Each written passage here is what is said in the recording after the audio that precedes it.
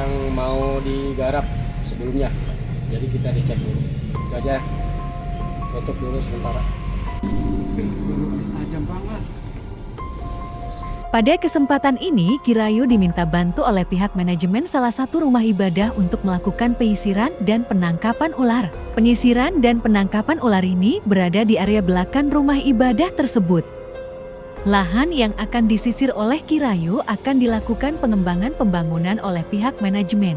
Di area ini sangat dikhawatirkan banyak ular yang berkeliaran dan apalagi daerahnya lembab dan banyak ditumbuhi tanaman dan rumput-rumput tinggi. Penyisiran ini bertujuan untuk menjaga keselamatan para pekerja yang akan bekerja di lokasi itu nantinya.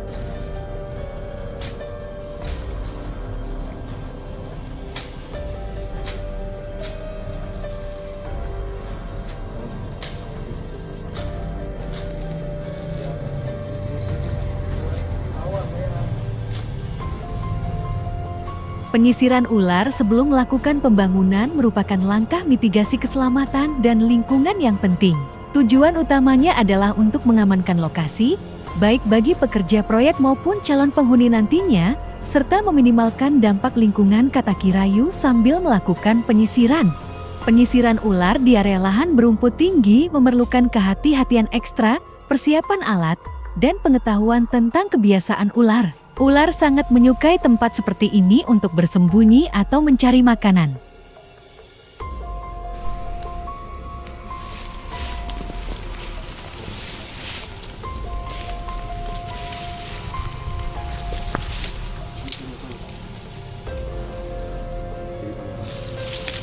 Nah, ini ularnya ketangkap nih sama Pak Petir.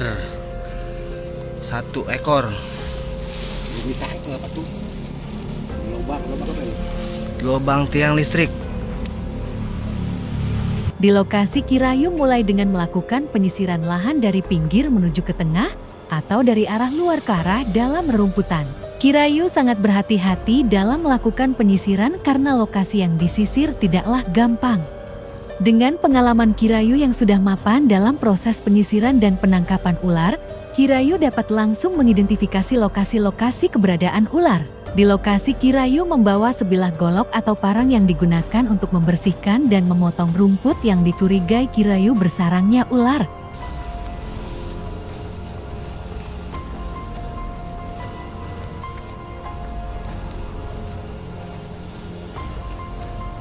Tidak berselang lama, Kirayu mendapatkan keberadaan seekor ular tepat di bawah tiang listrik. Untuk bukti ke pihak manajemen, Kirayu meminta langsung untuk didokumentasikan. Ular pertama yang ditemukan Kirayu berjenis kobra.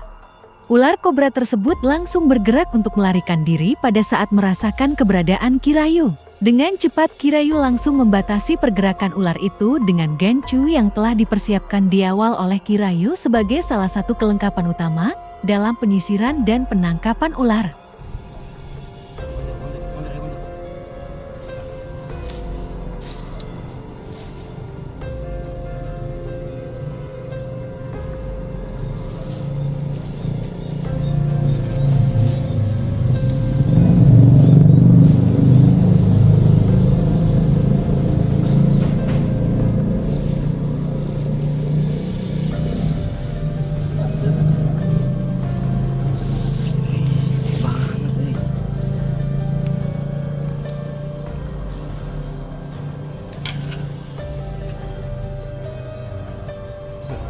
Sini Pak. Yang ono Pak, yang ono. Ini ya. Tidak menunggu lama, Kirayu langsung menghentikan pergerakan ular tersebut dengan menekankan gancu ke kepala ular sehingga terhimpit dengan tanah dan tidak mencederai ular. Setelah memastikan ular tersebut tidak ada perlawanan lagi, Kirayu langsung melakukan penangkapan.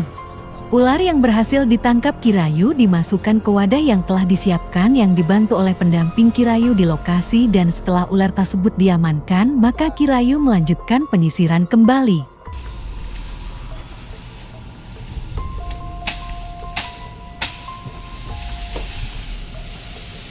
Penyisiran ular kali ini sangat berbeda, bukan karena ularnya, melainkan karena medan yang disisir sangatlah rumit. Sangat banyak rumput ilalang yang tumbung tinggi, sehingga Kirayu harus membuka atau memotong rumput-rumput tersebut terlebih dahulu. Lokasi ini harus diminimalisir dengan keberadaan ular, karena apabila tidak sangat berbahaya bagi para pekerja nantinya, butuh tenaga dan konsentrasi tinggi untuk melakukannya.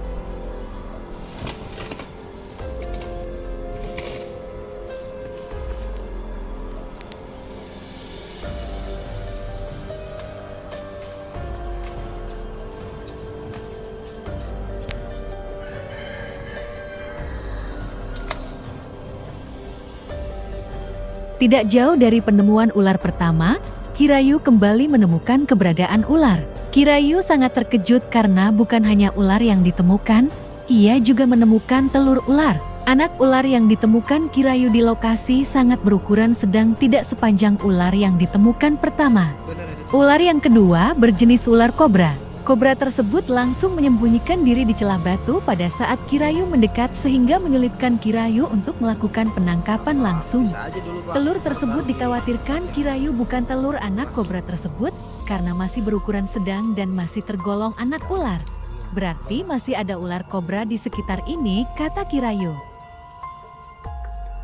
Telur ular kobra memiliki karakteristik fisik yang cukup khas, berbeda dengan telur unggas pada umumnya. Ciri-ciri telur ular kobra berdasarkan biasanya berada di tempat yang gelap, lembab, hangat, dan tersembunyi, seperti di bawah kayu lapuk, tumpukan dedaunan dan berwarna putih, putih tulang, atau putih krem. Nggak ketangkep. Nah, tapi ini udah enak nih.